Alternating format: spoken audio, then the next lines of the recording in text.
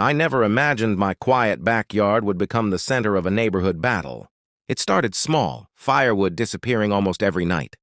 At first I dismissed it as random, maybe a neighbor, maybe kids playing. But the pattern was deliberate, methodical. Suspicion quickly pointed to Karen, the HOA's self-appointed enforcer, who treated rules like weapons and every minor oversight as personal betrayal. I considered confronting her directly, but paused. I needed a plan, evidence, and patience. The bigger question lingered. What happens when someone who abuses power finally faces consequences? That question drove every decision in the coming days and would set the stage for a clash no one in the neighborhood would forget. Drop your location and comment. Let's see how far this story reaches around the world. Life in the neighborhood had always seemed calm. I moved into a modest house on a street of manicured lawns and quiet neighbors. Only Karen stood out. She walked the sidewalks with a clipboard, scrutinizing yards with a sharp, calculating gaze. At first, I thought she was just enthusiastic about HOA rules, but something about her presence felt oppressive, intentional. She lingered near my property, paused at fences, and tilted her head as if measuring more than just landscapes. Subtle tension grew each day, and I began to realize this neighborhood might not be as peaceful as I believed. Karen's actions hinted that the calm I once enjoyed was fragile, and her influence would soon turn the neighborhood into a battleground. My backyard had always been my sanctuary. Neatly stacked firewood, the scent of pine, a fire pit ready for quiet evenings, all were symbols of comfort. Then came the first sign of disruption, missing logs. At first, I shrugged it off. The next morning, more were gone. And then again. The pattern became undeniable. What had been a safe space now carried tension, unease. I noticed subtle shifts, a feeling of being watched, of someone testing boundaries.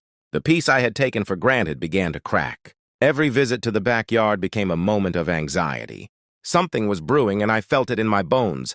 The ordinary, quiet neighborhood was about to erupt into conflict.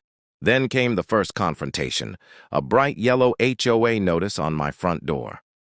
Karen stood there, clipboard in hand, pointing at my firewood. The notice accused me of improper stacking, a rule so obscure, I had to check the HOA manual. I restacked the logs meticulously, but the thefts continued.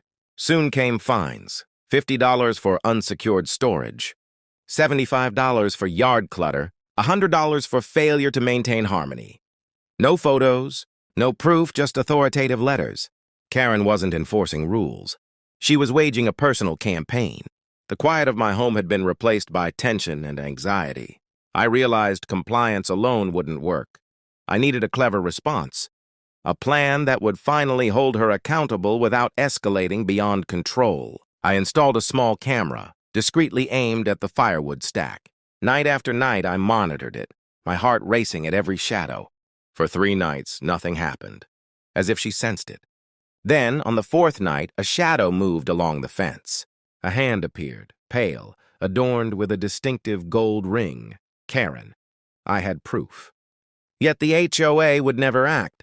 The board favored her. Evidence alone wouldn't suffice. I needed an approach that was unexpected, clever, and undeniable. It had to teach a lesson, assert boundaries, and reclaim control of my space, without causing real harm. That's when I remembered my grandfather's hollow log trick, a harmless but startling method of surprising an intruder.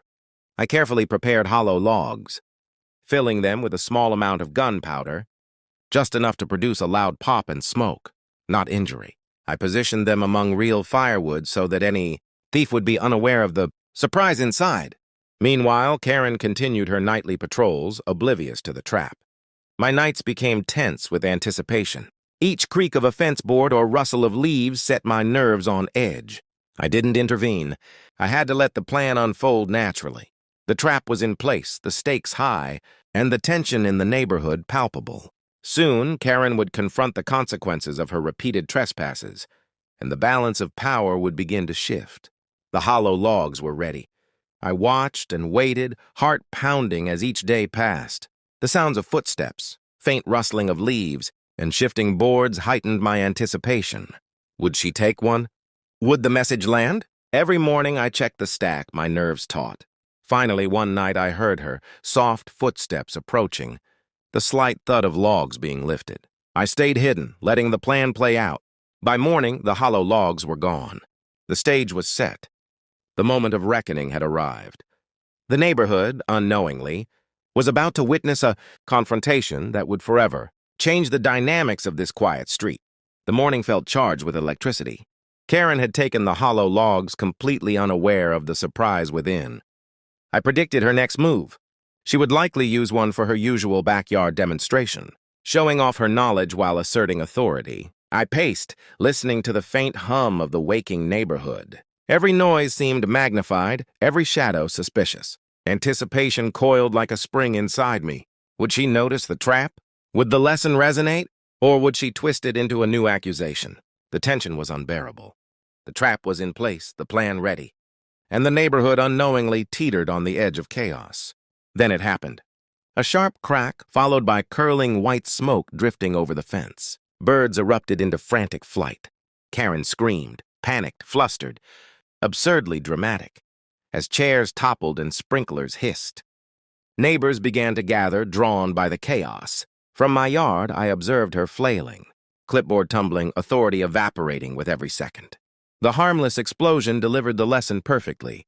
Shock, surprise, and a clear message. Her aura of control shattered in front of everyone. Finally, the balance had shifted, and the tension that had plagued the neighborhood began to crack. Karen stormed toward my property line, furious and red-faced, shouting accusations of sabotage and malicious intent. But this time, neighbors spoke up. One, then another, recounting past encounters, missing firewood, fines, invasive patrols. Her claims crumbled under collective truth. The illusion of control disintegrated. Karen was no longer the enforcer. She was a defeated figure on the driveway, powerless and exposed. The sudden reversal of authority electrified the street. For the first time, the neighborhood had witnessed her vulnerabilities, and the social dynamic that had kept her in power began to unravel before their eyes. The neighborhood buzzed for days. The HOA called an emergency meeting. Karen tried to defend herself, claiming she had found a suspicious log, but neighbors shared their own stories of harassment and fines. Her excuses collapsed under collective testimony. Suspended pending investigation, she eventually resigned. The community rewrote HOA rules, limited authority, required proof for violations, and prohibited property entry without consent. Balance returned, and the neighborhood felt empowered for the first time in years. What had begun as a minor theft evolved into a catalyst for long overdue accountability and fairness. I rebuilt my backyard sanctuary. A lockable shed replaced the old stack, and a few real logs remained by the fire pit. The neighborhood changed too. Neighbors connected, shared meals, and forged relationships that hadn't existed before. Tom became a close friend. Karen faded into quiet isolation. Her perfect yard slightly unkempt, her aura of control gone. Looking back, it wasn't the loud pop that changed the neighborhood. It was the truth and courage that followed. Sometimes the loudest explosions don't happen in fire. They happen in people, and the smallest acts of resistance can ignite lasting change.